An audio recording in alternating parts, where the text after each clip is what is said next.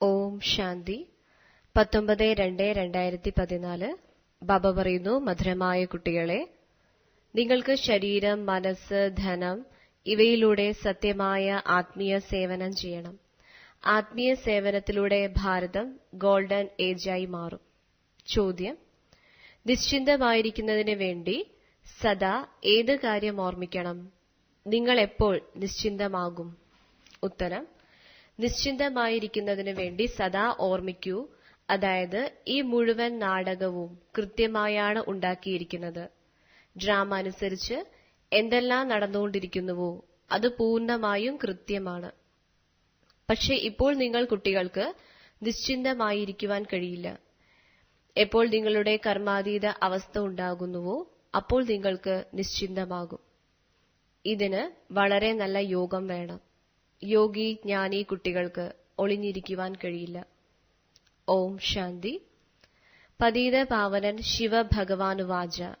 ബാബ മനസ്സിലാക്കി തരികയാണ്, ദേഹധാരിയായ മനുഷ്യനെ ഒരിക്കലും ഭഗവാനെന്ന് പറയുവാൻ സാധിക്കില്ല. മനുഷ്യരും ഇതറിയുന്നുണ്ട്. പതീത പാവനൻ ഭഗവാനാണ്. ശ്രീകൃഷ്ണനെ പതീത പാവനൻ എന്ന് പറയില്ല. എല്ലാവരും വളരെ ആശയക്കുഴപ്പത്തിലാണ്. ഭാരതത്തിൽ എപ്പോഴാണോ സൂചിയും നൂലും കുരുങ്ങുന്നത് അപ്പോൾ ശിവബാബയ്ക്ക് വരണം. ബാബയ്ക്കല്ലാതെ മറ്റാർക്കും കുരുക്കഴിക്കുവാനേ കഴിയില്ല. ഇത് പതീത പാവനനായ ശിവബാബയാണ്. ആ ബാബയെ നമ്പർ വൈസ് പുരുഷാർത്ഥം അനുസരിച്ച് നിങ്ങൾ കുട്ടികൾ മാത്രമാണ് അറിയുന്നത്.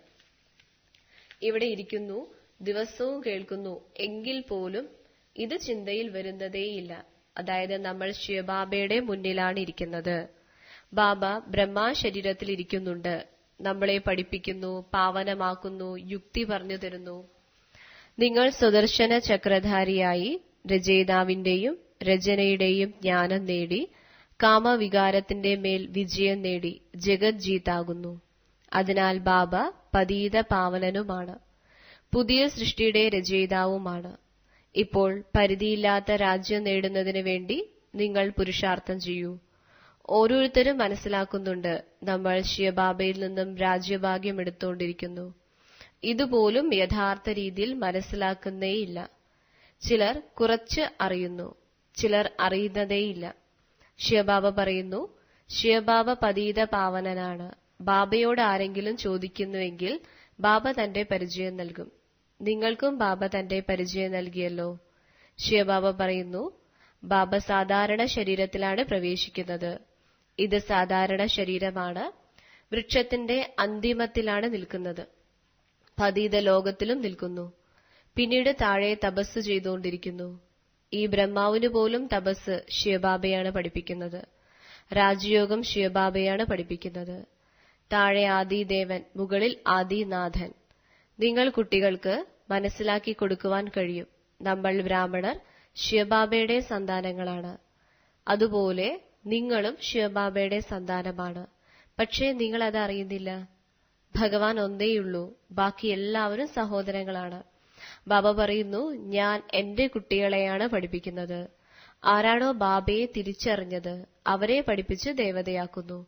ഭാരതം സ്വർഗമായിരുന്നു, ഇപ്പോൾ നരകമായി. ആരാണോ കാമവികാരത്തിന്റെ മേൽ വിജയം നേടുന്നത് അവർ ജഗത് ജീതാകും.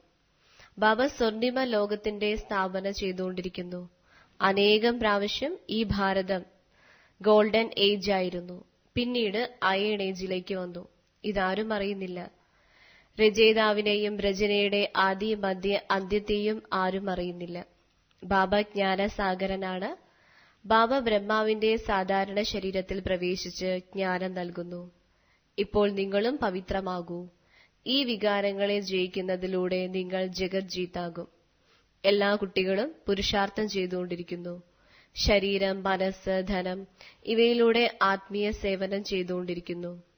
ഭൗതിക സേവനമല്ല. ഇത് ഭക്തിയല്ല, ഇതിനെ ആത്മീയ ജ്ഞാനമെന്ന് പറയുന്നു. ഭക്തിയുടെ യുഗം ദ്വാപര കലിയുഗങ്ങളാണ്. അതിനെ ബ്രഹ്മാവിന്റെ രാത്രിയെന്നും സത്യത്രേതായുഗങ്ങളെ ബ്രഹ്മാവിന്റെ പകലെന്നും പറയുന്നു. ഗീത പാരായണം ചെയ്യുന്ന ആരെങ്കിലും വരുന്നുവെങ്കിൽ അവർക്കും ഗീതയിൽ തെറ്റ് സംഭവിച്ചുവെന്ന് മനസ്സിലാക്കി കൊടുക്കണം. ഗീത ആര് കേൾപ്പിച്ചു? രാജയോഗം ആര് പഠിപ്പിച്ചു? കാമവികാരത്തിന്റെ മേൽ വിജയം നേടുന്നതിലൂടെ നിങ്ങൾ ജഗജ്ജീതാകും എന്നാരു പറഞ്ഞു? ഈ ലക്ഷ്മി നാരായണനും ജഗജ്ജീതാണല്ലോ. ഇവരുടെ 84 ജന്മങ്ങളുടെ രഹസ്യം മനസ്സിലാക്കി കൊടുക്കണം. ആര് തന്നെയായാലും ജ്ഞാനം എടുക്കുന്നതിന് ഇവിടെ വരിക തന്നെ വേണമല്ലോ. ബാബ കുട്ടികളെ പഠിപ്പിക്കുന്നു. പക്ഷെ നിങ്ങളിൽ പോലും എല്ലാവരും നന്നായി മനസ്സിലാക്കുന്നതേയില്ല. അതിനാലാണ് പാടുന്നത് കോടിയിലും ചിലർ.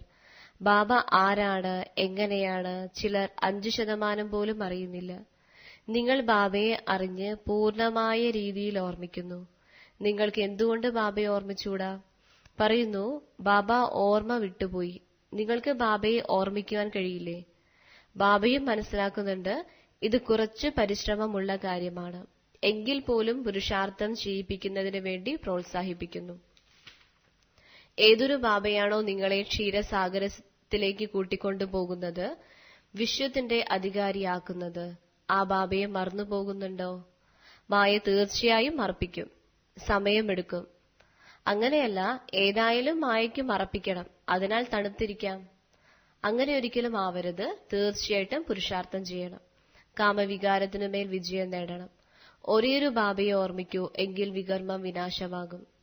ഏതെങ്കിലും വലിയ ജഡ്ജി വരികയാണെങ്കിൽ നിങ്ങൾ കുട്ടികളെ ബാബ എങ്ങനെ വിളിക്കുന്നുവോ അതുപോലെ അവരെയും കുട്ടി എന്ന് വിളിക്കുമല്ലോ. എന്തുകൊണ്ടെന്നാൽ ബാബ ഉയർന്നതിലും ഉയർന്ന ഭഗവാനാണ്. രാജകുമാരനും രാജകുമാരിയുമാക്കുന്നതിനു വേണ്ടി ഉയർന്നതിലും ഉയർന്ന പഠിപ്പ് ബാബയാണ് പഠിപ്പിക്കുന്നത്. ബാബ പറയുന്നു, ഞാൻ ഈ ബ്രഹ്മാവിനെയും പഠിപ്പിക്കുന്നു.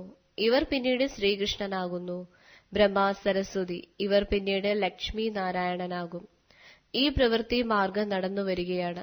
നിവൃത്തി മാർഗത്തിലുള്ളവർക്ക് രാജയോഗം പഠിപ്പിക്കുവാനായി കഴിയില്ല. രാജാവ്, റാണി രണ്ടുപേരും വേണം. സന്യാസിമാർ വിദേശങ്ങളിൽ ചെന്ന് ഞങ്ങൾ രാജയോഗമാണ് പഠിപ്പിക്കുന്നത് എന്ന് പറയുന്നു. എന്നിട്ട് അവർ തന്നെ പറയുന്നു സുഖം കാക വൃഷ്ട സമാനമാണ്. പിന്നെ എങ്ങനെ രാജയോഗം പഠിപ്പിക്കും? അതിനാൽ കുട്ടികൾക്ക് വളരണം. പക്ഷെ ഇപ്പോഴും പലരും കുട്ടിയായി തന്നെ ഇരിക്കുന്നു, യുവാക്കളാകുന്നില്ല. യുവാക്കളുടെ ധൈര്യം കാണിക്കണം. ബാബ മനസ്സിലാക്കി തരുന്നു, ഇത് രാവണ സമ്പ്രദായമാണ്. നിങ്ങൾ വിളിക്കുന്നുണ്ടല്ലോ പതീത പാവന വരൂ എന്ന്. എങ്കിലിത് പതീത ലോകമാണോ അതോ പാവന ലോകമാണോ? നമ്മൾ നരകവാസിയാണെന്ന് നിങ്ങൾ മനസ്സിലാക്കുന്നുണ്ടല്ലോ. എന്താ ഇത് ദൈവിക സമ്പ്രദായമാണോ, രാമരാജ്യമാണോ? നിങ്ങൾ രാവണ രാജ്യത്തിലല്ലേ? ഇപ്പോൾ രാവണ രാജ്യത്തിൽ എല്ലാവരുടെയും ബുദ്ധി ആസുരീയമായി. ഇപ്പോൾ ആസുരീയ ബുദ്ധിയെ ദൈവിക ബുദ്ധിയാക്കുന്നതാരാണ്? ഇങ്ങനെ 4 or 5 ചോദ്യം ചോദിക്കൂ. അപ്പോൾ മനുഷ്യർ ചിന്തിക്കും, ബാബയുടെ പരിചയം കൊടുക്കുക, ഇതാണ് നിങ്ങൾ കുട്ടികളുടെ കടമ. വൃക്ഷം പതുക്കെ പതുക്കെ വലുതാകും, പിന്നീട് വളരെ വലിയ വൃക്ഷമാകും. മായ 32നെയും പൂർണ്ണമായും വീഴ്ത്തുന്നു. ബോക്സിംഗ് ഒരുപാട് പേർ മരിക്കും. ബോക്സിംഗിൽ ഒരുപാട് പേർ മരിക്കും. ഇവിടെയും വളരെ പേർ മരിക്കുന്നു. വികാരത്തിലേക്ക് പോയി മരിച്ചു. പിന്നീട് വീണ്ടും 1 മുതൽ പുരുഷാർത്ഥം ചെയ്യണം. വികാരം പൂർണ്ണമായും നഷ്ടമുണ്ടാക്കും. ഏതൊരു തുരുമ്പോ ഇളകിപ്പോയി പതീതത്തിൽ നിന്ന് പാവനമായോ ആ സമ്പാദ്യം പോലും നഷ്ടമാകും. വീണ്ടും ഒന്നിൽ നിന്ന് പരിശ്രമിക്കേണ്ടി വരും. അവരെ അതിന് അനുവദിക്കേണ്ട എന്നല്ല, അവർക്ക് മനസ്സിലാക്കി കൊടുക്കണം. ഏതൊരു ഓർമ്മയുടെ യാത്രയാണോ ചെയ്തത്, പഠിച്ചത്, അതെല്ലാം നഷ്ടമായി, പൂർണ്ണമായും താഴെ വീണു. വീണ്ടും ഇടയ്ക്കിടയ്ക്ക് വീഴുന്നുവെങ്കിൽ പറയണം ഗെറ്റ് ഔട്ട്. 1-2 പ്രാവശ്യം നിരീക്ഷിക്കും. 2 പ്രാവശ്യം മാപ്പ് ലഭിക്കും. പിന്നീട് കേസ് പ്രതീക്ഷയില്ലാത്തതാകും. പിന്നീട് വരുന്നുവെങ്കിലും പൂർണ്ണമായും മോശമായ നിലവാരത്തിലായിരിക്കും. അങ്ങനെയല്ലേ താരതമ്യം ചെയ്യാൻ കഴിയൂ? ആരാണോ പൂർണ്ണമായും കുറഞ്ഞ പദവി നേടുന്നത് അവരെയാണ് പറയുന്നത് താഴ്ന്ന ക്ലാസ്സിലുള്ളവർ. ദാസദാസിമാർ, ചണ്ടാളൻ, പ്രജകളുടെ പോലും ജോലിക്കാർ, വേലക്കാർ എല്ലാവരും ഉണ്ടാകണമല്ലോ. ബാബ അറിയുന്നുണ്ട്. ബാബ ഇവരെ പഠിപ്പിച്ചുകൊണ്ടിരിക്കുന്നു. ഓരോ 5000 വർഷത്തിനു ശേഷവും ബാബ പഠിപ്പിക്കുന്നു. ഈ ലോകത്തിലുള്ളവർ ലക്ഷക്കണക്കിന് വർഷമെന്ന് പറയുന്നു. മുന്നോട്ടു പോകുമ്പോൾ ഇതും പറയുവാൻ തുടങ്ങും. തീർച്ചയായും 5000 വർഷത്തിന്റെ കാര്യമാണ്. ഇത് മഹാഭാരത യുദ്ധം തന്നെയാണ്. പക്ഷേ ഓർമ്മയുടെ യാത്രയിൽ ഇരിക്കുവാനേ കഴിയില്ല. ദിവസങ്ങൾ കഴിയുന്തോറും ഒരുപാട് വൈകിപ്പോകും. പാടുന്നുണ്ട്, ഒരുപാട് സമയം കഴിഞ്ഞുപോയി, കുറച്ചു മാത്രം അവശേഷിക്കുന്നു. ഇതെല്ലാം ഈ സമയത്തെക്കുറിച്ചാണ്. പാവനമാകുന്നതിന് ബാക്കി കുറച്ച് സമയമേ ഉള്ളൂ. യുദ്ധം മുന്നിൽ നിൽക്കുകയാണ്. സ്വന്തം ഹൃദയത്തോട് ചോദിക്കൂ, നമ്മൾ ഓർമ്മയുടെ യാത്രയിലാണോ ഇരിക്കുന്നത്? പുതിയ ഒരാൾ വരുമ്പോൾ അവരെ കൊണ്ട് ഫോറം പൂരിപ്പിക്കണം. എപ്പോഴാണോ ഫോറം പൂരിപ്പിക്കുന്നത് അപ്പോൾ അവർ മനസ്സിലാക്കും. ഒരുപക്ഷെ ആരെങ്കിലും മനസ്സിലാക്കുന്നതേയില്ല എങ്കിൽ അവരെ കൊണ്ട് എന്ത് ഫോറം പൂരിപ്പിക്കും?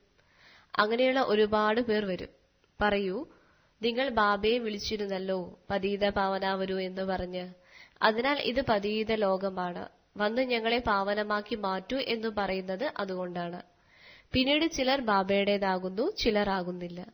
ബാബയ്ക്ക് ഒരുപാട് കത്തുകൾ വരുന്നു. എല്ലാവരും എഴുതുന്നു, ശിവബാബ കെയർ ഓഫ് ബ്രഹ്മബാബ. ശിവബാബയും പറയും, ഞാൻ ഈ സാധാരണ ശരീരത്തിൽ പ്രവേശിച്ചിരിക്കുന്നു. ബ്രഹ്മബാബയെ 84 ജന്മങ്ങളുടെ കഥ കേൾപ്പിക്കുന്നു. ബാക്കി ഒരു മനുഷ്യനും രചയിതാവിനെയോ രചനയുടെ ആദി മധ്യ അന്ത്യത്തെയോ അറിയുന്നില്ല. ഈ ചിത്രങ്ങളെല്ലാം ബാബ ദിവ്യദൃഷ്ടിയിലൂടെ തയ്യാറാക്കുന്നതാണ്. ബാബ നിങ്ങൾ ആത്മാക്കളെ പഠിപ്പിക്കുന്നു. ആത്മാവ് പെട്ടെന്ന് അശരീരിയാകുന്നു. ഈ ശരീരത്തിൽ നിന്നും വേറിട്ടതാണ് ഞാൻ എന്ന് മനസ്സിലാക്കണം. ബാബ പറയുന്നു, കുട്ടികളെ ദേഹി അഭിമാനിയായി ഭവിക്കൂ, അശരീരിയായി ഭവിക്കൂ. ബാബ ആത്മാക്കളെയാണ് പഠിപ്പിക്കുന്നത്. ആത്മാക്കളുടെയും പരമാത്മാവിന്റെയും മേളയാണിത്. ഇതിനെ സംഗമത്തിലെ മേളയെന്ന് പറയുന്നു. ബാക്കി ഗംഗാജലം പാവനമാക്കുന്നതേയില്ല.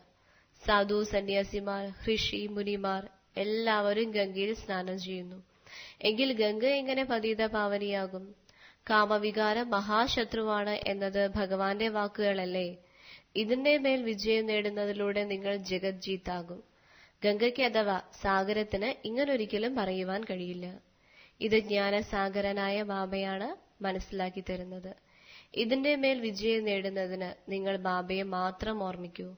അപ്പോൾ നിങ്ങൾ പാവനമാകും. ദൈവിക ഗുണം ധാരണ ചെയ്യും. ആർക്കും ദുഃഖം കൊടുക്കരുത്. ആദ്യ നമ്പറിലുള്ള സുഖമാണ് കാമവികാരത്തിന്റെ ആദ്യ നമ്പറിലുള്ള ദുഃഖമാണ് കാമവികാരത്തിന്റെ പ്രയോഗം. ഇത് ആദി മധ്യ അന്ത്യം ദുഃഖം നൽകുന്നതാണ്. സത്യുഗത്തിൽ ഇത് ഉണ്ടായിരിക്കേയില്ല. അത് പാവന ലോകമാണ്. അവിടെ പതീതരായി ഒരാളുമില്ല. എങ്ങനെ നിങ്ങൾ യോഗബലത്തിലൂടെ രാജ്യം നേടുന്നുവോ അതുപോലെ അവിടെ യോഗബലത്തിലൂടെ കുട്ടികൾ ജന്മമെടുക്കുന്നു. രാവണ രാജ്യമേ ഇല്ല. ലോകർ രാവണന്റെ കോലത്തെ കത്തിക്കുന്നു. പക്ഷെ എപ്പോൾ മുതൽ കത്തിച്ചു വരുന്നു ഇതറിയില്ല. രാമരാജ്യത്തിൽ രാവണനില്ല. ഇത് വളരെ മനസ്സിലാക്കേണ്ട കാര്യമാണ്. ഇത് ബാബ മനസ്സിലാക്കി തരുന്നു. ഒരുപാട് മനസ്സിലാക്കി തരുന്നു. പക്ഷേ കൽപ്പകൽപ്പം ആര് എത്ര പഠിച്ചുവോ അത്ര തന്നെയാണ് ഇപ്പോഴും പഠിക്കുന്നത്. പുരുഷാർത്ഥത്തിലൂടെ എല്ലാം അറിയുവാൻ കഴിയും. സ്ഥൂല സേവനവും ഒരു വിഷയമാണ്. മനസ്സാൽ അർത്ഥം മന്മനാഭവ. ഓർമ്മയുടെ യാത്രയിലിരിക്കണം. സ്വയത്തെ ആത്മാവ് എന്ന് മനസ്സിലാക്കി ബാബയെ ഓർമ്മിക്കണം. ബാബയിൽ നിന്നും ശിക്ഷണം എടുക്കണം. ഒരുപാട് പേർ ബാബയെ ഓർമ്മിക്കുന്നതേയില്ല. ജ്ഞാനത്തെ ഓർമ്മിക്കുവാനേ കഴിയുന്നില്ല എന്നൊരിക്കലും നിങ്ങൾ പറയരുത്. ഒരേയൊരു ബാബയെ ഓർമ്മിക്കുവാനേ കഴിയുന്നില്ല. ഓർമ്മിക്കുന്നില്ല എങ്കിൽ ശക്തി എങ്ങനെ ലഭിക്കും? ബാബ സർവശക്തിവാനാണ്. ആ ബാബയെ ഓർമ്മിക്കുന്നതിലൂടെ ശക്തി ലഭിക്കും. ഇതിനെയാണ് ഓർമ്മയുടെ തീവ്രതയെന്ന് പറയുന്നത്. കർമ്മണ നല്ലത് ചെയ്യുന്നുവെങ്കിൽ പോലും നല്ല പദവി ലഭിക്കും. കർമ്മണ പോലും ചെയ്യുന്നില്ല എങ്കിൽ പിന്നെ എന്തു പദവിയാണ് ലഭിക്കുക? വിഷയങ്ങളുണ്ടല്ലോ, ജ്ഞാനം, യോഗം, ധാരണ, സേവ. ഇത് ഗുപ്തമായി മനസ്സിലാക്കേണ്ട കാര്യമാണ്. ഈ ലോകത്തിലുള്ളവർ യോഗം എന്ന് പറഞ്ഞുകൊണ്ടിരിക്കുന്നു. പക്ഷെ അവർ മനസ്സിലാക്കുന്നതേയില്ല. യോഗത്തിലൂടെ നിങ്ങൾ വിശ്വത്തിന്റെ ചക്രവർത്തി പദവി എടുക്കുന്നു. യോഗബലത്തിലൂടെയാണ് അവിടെ കുട്ടികൾ പോലും ജന്മമെടുക്കുന്നത്. ഇതുപോലും ആർക്കും അറിയില്ല. നിങ്ങൾക്ക് ബാബ മനസ്സിലാക്കി തരുന്നു. എന്നിട്ടും അരകൽപ്പത്തിന് ശേഷം നിങ്ങൾ മായയുടെ ശിഷ്യനാകുന്നു. എന്നിട്ടും മായ ഇപ്പോഴും നിങ്ങളെ വിടുന്നതേയില്ല. ഇപ്പോൾ നിങ്ങൾക്ക് ശിവബാബയുടെ കുട്ടിയാകണം. ഒരു ദേഹധാരിയുടെയും ശിഷ്യനാകരുത്. പവിത്രമാകുന്നതിനു വേണ്ടി ഇപ്പോൾ സഹോദരി സഹോദരനെന്ന് പറയുന്നു. ഇനി ഇതിനേക്കാൾ മുകളിലേക്ക് പോകണം. സഹോദരങ്ങളാണ് എന്ന് മനസ്സിലാക്കണം. സഹോദരി സഹോദര ദൃഷ്ടി പോലുമല്ല. ഡ്രാമ അനുസരിച്ച് ഏതൊന്നാണോ സംഭവിക്കുന്നത് അത് പൂർണ്ണമായും കൃത്യമാണ്. ഡ്രാമ വളരെ കൃത്യമാണ്. ശിവബാബ നിശ്ചിന്തനാണ്. ബ്രഹ്മബാബയ്ക്ക് തീർച്ചയായും ചിന്തയുണ്ടായിരിക്കും. നല്ല യോഗം വേണം. യോഗത്തിനു വേണ്ടി ബാബ ഇപ്പോൾ ശക്തി നൽകുന്നു. യോഗത്തെക്കുറിച്ച് പറയുന്നു, ഇടയ്ക്കിടയ്ക്ക് മറന്നുപോകുകയാണ്. ബാബയും പരാതി പറയുന്നു, ബ്രഹ്മബാബയും പരാതി പറയുന്നുണ്ട്. അതായത് ആരാണോ നിങ്ങൾക്ക് ഇത്രയും ഖജനാവ് നൽകുന്നത് ആ ബാബയെ നിങ്ങൾ എങ്ങനെ മറന്നുപോകുന്നു? ആരിലാണ് ജ്ഞാനമുള്ളത്, ആരിലാണ് ജ്ഞാനമില്ലാത്തത്? ഇത് ബാബ അറിയുന്നുണ്ട്. ജ്ഞാനി ഒരിക്കലും ഒളിഞ്ഞിരിക്കില്ല. അവർ വളരെ പെട്ടെന്ന് സേവനത്തിന്റെ തെളിവ് കൊടുക്കും. അതിനാൽ ഇതെല്ലാം മനസ്സിലാക്കേണ്ട കാര്യങ്ങളാണ്. ശരി, വളരെ കാലത്തെ വേർപാടിന് ശേഷം തിരിച്ചു കിട്ടിയ മധുരമധുരമായ ഓമന സന്താനങ്ങൾക്ക് മാതാവും പിതാവുമായ ബാബ്ദാദയുടെ സ്നേഹസ്മരണകളും പുലർക്കാല വന്ദനവും. ആത്മീയ പിതാവിന്റെ ആത്മീയ കുട്ടികൾക്ക് നമസ്കാരം. ധാരണ: മായയുടെ ബോക്സിംഗിൽ പരാജയപ്പെടരുത്. പുരുഷാർത്ഥത്തിൽ തണുത്തുപോകരുത്. ധൈര്യം വെച്ച് സേവനം ചെയ്യണം. ഈ ഡ്രാമ കൃത്യമായി ഉണ്ടാക്കപ്പെട്ടിരിക്കുന്നു. അതിനാൽ ഒരു കാര്യത്തിലും ചിന്തിക്കരുത്. കർമാതീത അവസ്ഥയെ പ്രാപ്തമാക്കുന്നതിനായി ഒരു ബാബയെ ഓർമ്മിക്കണം. ഒരു ദേഹധാരിയുടെയും ശിഷ്യനാകരുത്. വരദാനം: ബാബയുടെ ഛത്രഛായയിൽ സദാ സന്തോഷത്തിന്റെ അനുഭവം ചെയ്യുന്നവരും ചെയ്യിപ്പിക്കുന്നവരുമായ വിശേഷാത്മാവായി ഭവിക്കൂ. എവിടെ ബാബയുടെ ഛത്രഛായയുണ്ടോ അവിടം സദാ മായയിൽ നിന്നും സുരക്ഷിതമാണ്. ഛത്രഛായയ്ക്കുള്ളിൽ മായയ്ക്ക് വരുവാനേ കഴിയില്ല. പരിശ്രമത്തിൽ നിന്ന് സ്വതവേ അകന്നിരിക്കും, ആനന്ദത്തിലിരിക്കും. എന്തുകൊണ്ടെന്നാൽ പരിശ്രമം സന്തോഷത്തിന്റെ അനുഭവം ചെയ്യിക്കില്ല. ഛത്രഛായയിലിരിക്കുന്ന ഇങ്ങനെയുള്ള വിശേഷാത്മാക്കൾ ഉയർന്ന പഠിപ്പ് പഠിച്ചുകൊണ്ട് ആനന്ദത്തിലിരിക്കും. എന്തുകൊണ്ടെന്നാൽ അവർക്ക് നിശ്ചയമുണ്ട്, നമ്മൾ കൽപ്പകൽപ്പം വിജയിയാണ്, വിജയിയാവുക തന്നെ ചെയ്യും. അതിനാൽ സദാ ആനന്ദത്തിലിരിക്കൂ. മറ്റുള്ളവർക്കും ഈ സന്തോഷത്തിൽ ഇരിക്കുന്നതിന്റെ സന്ദേശം കൊടുക്കൂ. ഇതാണ് സേവനം. സ്ലോഗൻ: ആരാണോ ഡ്രാമയിൽ സന്തുഷ്ടരല്ലാത്തത് അവർ നിരാശരായിരിക്കും. ഓം ശാന്തി.